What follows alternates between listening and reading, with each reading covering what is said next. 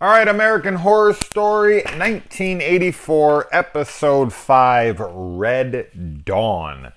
Now, this one starts actually in 1980 as I sit here and screw around with my cord. And it starts with the fake Rita, which actually her name is Donna Chambers. Thank you to whoever pointed that out to me in the last episode. I couldn't remember what her actual name was, and someone told me.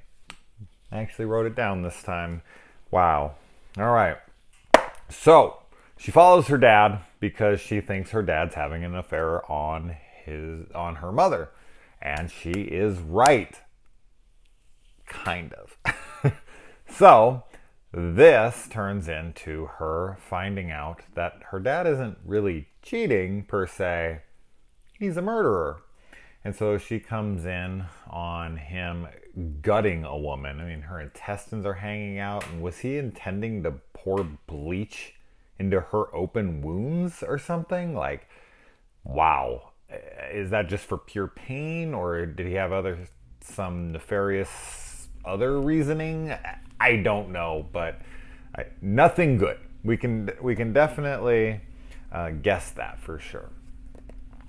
And then, of course, this starts her desire to know, is it, something that you're born with, or is it something that you learn throughout your life, nurture versus nature? So this was something I talked about in the last episode. I had talked about how it is such an interesting thing to ponder and something to study. Is it something you're born with, or is it something that you pick up along the way? Is it your environment? Is it this or that? And she needs to know. She needs to understand her father. Her father, what she was like before this, which I guess is almost ironic because this event in her life started her down a very dark path.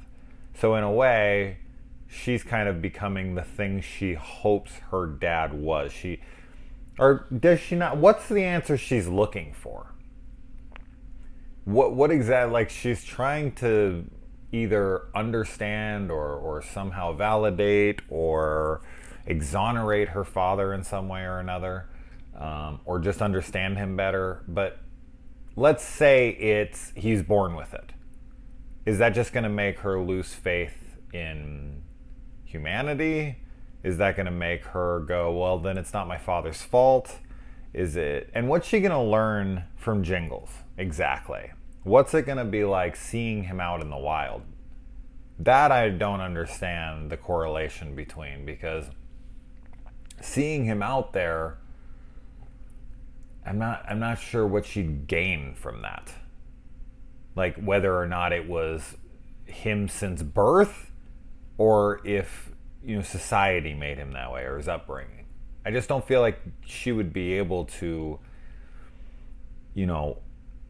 ascertain that in some way or another. So I'm kind of lost on her thought process on this, but she's dealing with things on how she's dealing with them. All right, so we have to kind of take what Ramirez says here as something for sure, because his eyes go black, right? And he says he was resurrected by the devil. And then Jingles as well seems to be resurrected in the same way, whatever that is, because they're the only two that are able to leave at the end of the people who have died. Now, why would Satan pick them specifically? Well, you could say, because they're killers. Okay. I guess that's true. Because even though Montana tried to kill Brook, she did not succeed. And the only killers are either the two that left dead or Margaret, who left alive. So I guess you have to be a killer. And if you're a killer, then you're brought back by Satan. Because when Ramirez asks him if he essentially accepts him as his Lord and Savior or whatever, he'd already been brought back by that point.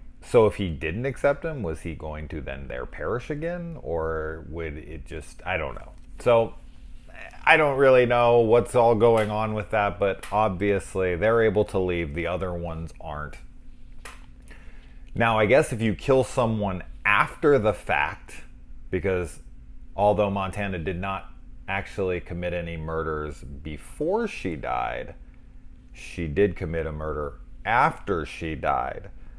So then would she not then be able to leave if she died again? Could she then be resurrected by Satan, or is she now in a limbotic state from this point on?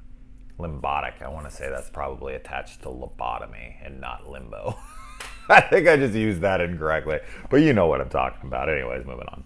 All right, so Xavier, of course, has lost his damn mind in this episode, which does not pay off very well for anybody. Because, okay, there's another thing. Xavier killed somebody, but he did it out of vengeance. But Montana's desire to kill was out of vengeance. So would she have got a pass because she thought Brook killed her brother, but it wasn't really Brook? So is it the intention and the desire in your heart? Like, I'm way overthinking this, but I'm just trying to see what the criteria is to be either A, resurrected in limbo, or to be resurrected by Satan and get to leave. So I guess in the sense of your eternal freaking soul, you want to be on the side of Satan so that you're not just locked in one silly little area for the rest of who knows how long. You actually get to leave and be, a human again. They're like gods out there, freaking. I don't know if they're able to die from that point on, or if they'll just keep getting resurrected. I don't know if it's like a one life kind of thing, or like they're like cats. They have 9 lives. I don't know. Will we see these characters again? We shall see. All right. So yeah, Xavier loses it and he gets himself knocked out. But then later he finds out that Donna was the one that brought Jingles there. So he tries to kill her, completely understandably so. And then he goes full Ned from Friday the 13th with his trick shot, killing Jingles, which of course was a bad move because Jingles isn't the real bad guy here. It is Margaret. But that's just it. Like, although Jingles was the bad guy, he was made that way.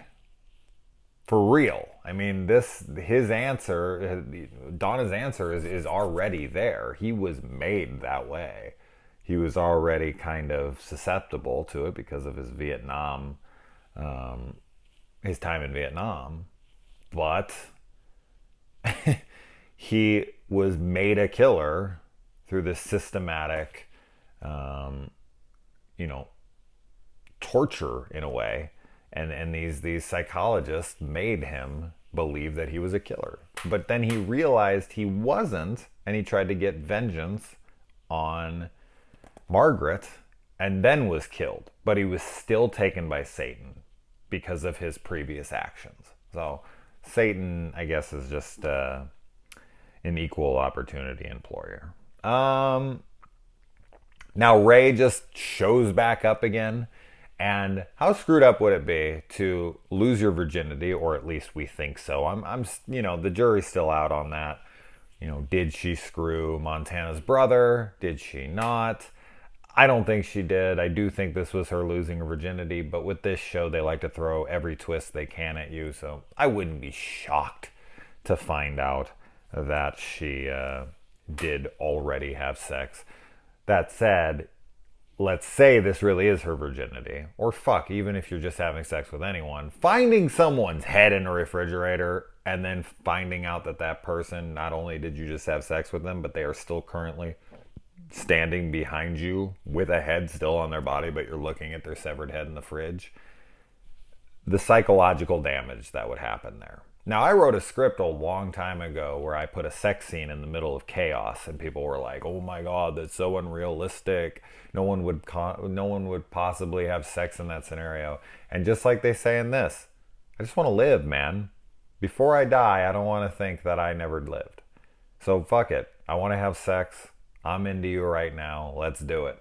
I agree with this, and plus, in my script, it was a hot ass scene, so.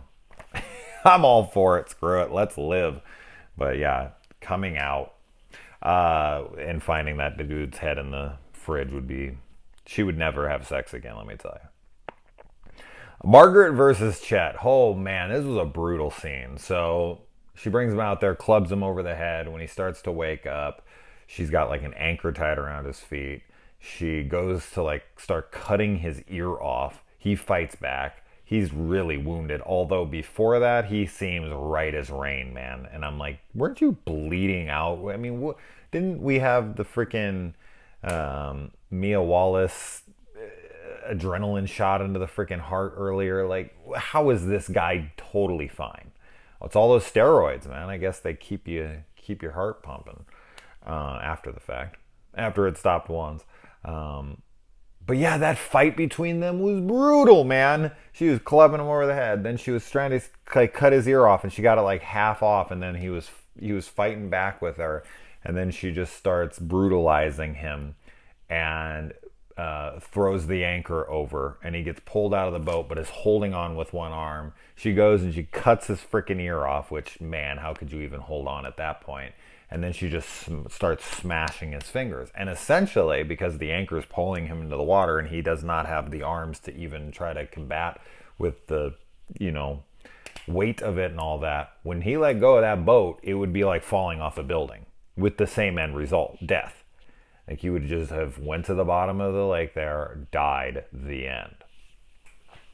Now I'll be curious on what happens with Xavier, because he's dead, and we don't see... Wait, do we see him? Wait, no, we do see him back at the end, right? He's one of the ones. He's with Ray. Yeah, he's with Ray, but he was kind of responsible for someone's death. See, I don't know what the criteria is. I'm not thinking about it anymore. But he did come there with a horrible secret of essentially getting that kid killed. No, he pushed his car off and essentially did kill him. So shouldn't he then get resurrected by Satan? I don't know. As I said, I don't know what the freaking criteria is, but I don't think this show knows either. I think that Brook stabbed Montana with a knitting needle, which she should have done it in her neck. Then that would have been an amazing homage to Halloween.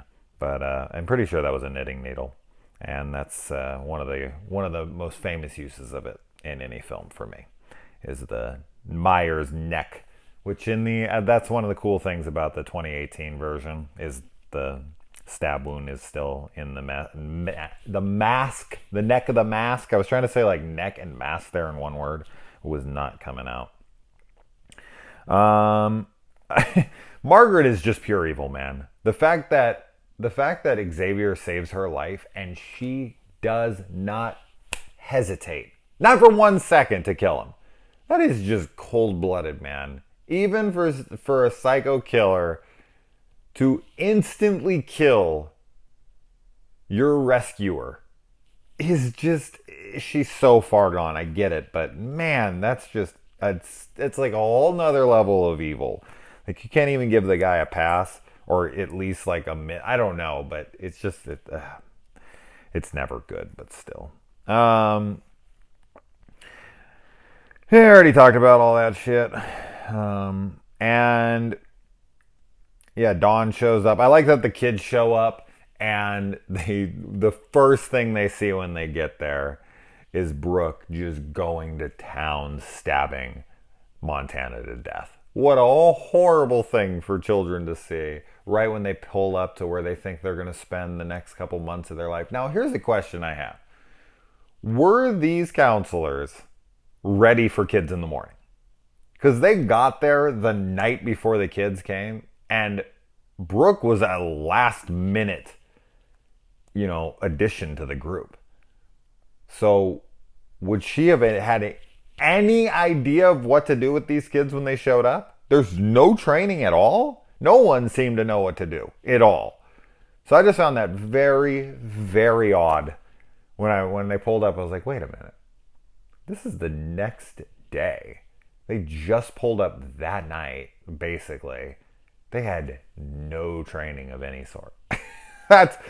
Man, what a shitty freaking place to send them off to. They should have sent them to the training camp from Friday the 13th, Part 2. Because that movie takes place in 1985. So they was that their first year that they were doing that there or not? I think it might be. Yeah, because he's like, you're too close. And I think this is the first year that Paul and them were there. So they would have missed him by a year. So I guess they couldn't have went to Paul's school. All right. And Ray has no vitals. And I like that Margaret stabs herself in the leg. And of course, the kids, there's tons of witnesses that saw Brook masturbating is what it looked like I was doing there. No, Brook was unfortunately not masturbating, although I would love to see that deleted scene if it exists. She was stabbing someone to death, so they have tons and tons of witnesses that will confirm she was killing someone. Margaret has a stab wound in her leg. At this point, Brook is unaware of Margaret's desire to kill people. Wait, is she? Yes, wait. Is she? Or is she not? Fuck, now I'm misremembering. Did she see Margaret try to kill anybody? Fuck! Now I'm not remembering because I can't remember who saw her doing it and who didn't. I feel like everyone who saw her doing it is dead. Shit, remind me. Remind me in the comments. I can't remember if Brook ever laid eyes on Margaret killing. Man, I'm probably forgetting a really obvious moment. I'm going to get really mad at myself as soon as someone tells me. I'm sure they'll be really fucking mean about it too. People are dicks. People are dicks online. Okay? I get some shit comments from people. It's hilarious. The shit they say to you. Oh my God. You messed up the color of their eyes. You're fucking retarded. Sorry, man. Sorry that I'm covering 16 shows and 100 movies a week that I can't remember every single fucking detail. Alright, anyway. Start your own fucking channel. Try it out. Try it out. I'd love to watch. I'll have some tips for you. Montana accepts purgatory and realizes she's in it real quick. The hiker's been in it for 14 years. And he has no memory. He doesn't understand what the fuck he's doing there. Well, Montana is instantly savvy to it.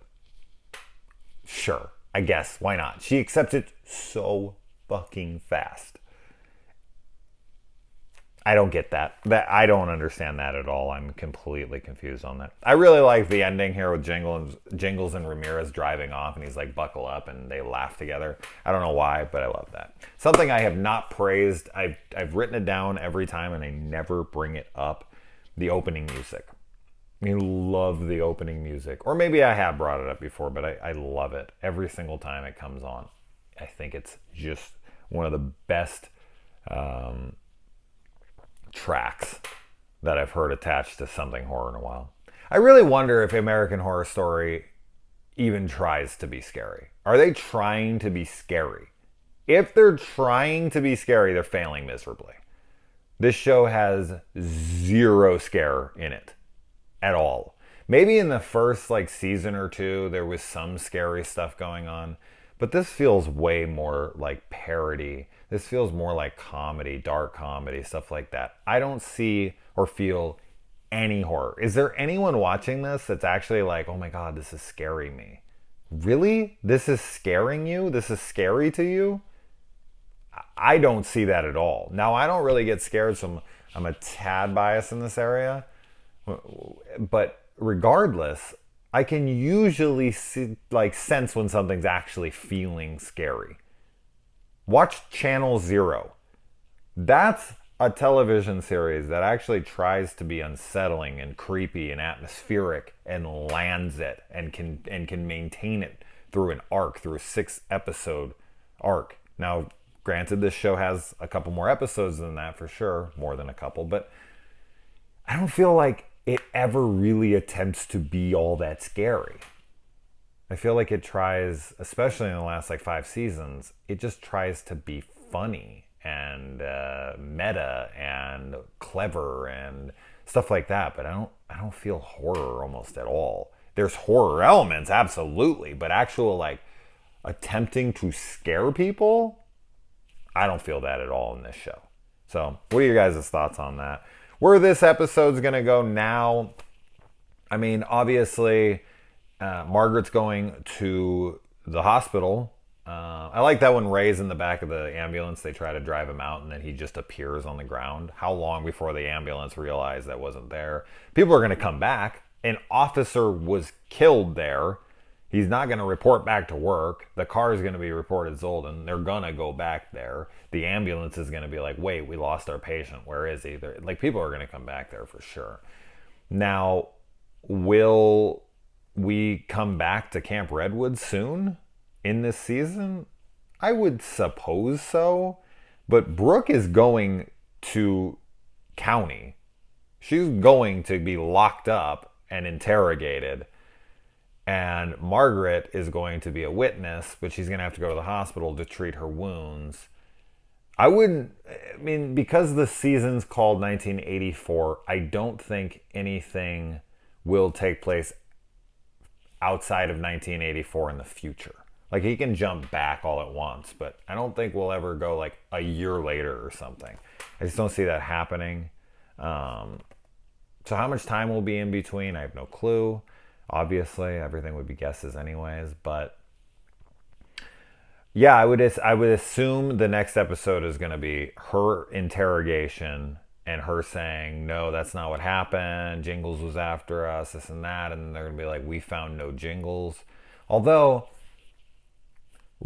when the purgatory victims die, their remains stay behind. Now, if that's only your first actual physical body that stays behind, or every subsequent ghost thereafter's physical body then stays there as well, could you pile up the same body over and over and over again? I can't remember if the hiker's body actually stayed there or it didn't.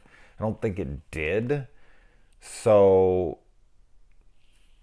I don't understand why that hiker guy is still there, but all the other kids that she killed aren't still there. Like, everyone seems to be coming back, but not everyone's there. Where are the kids that died on Jingles night?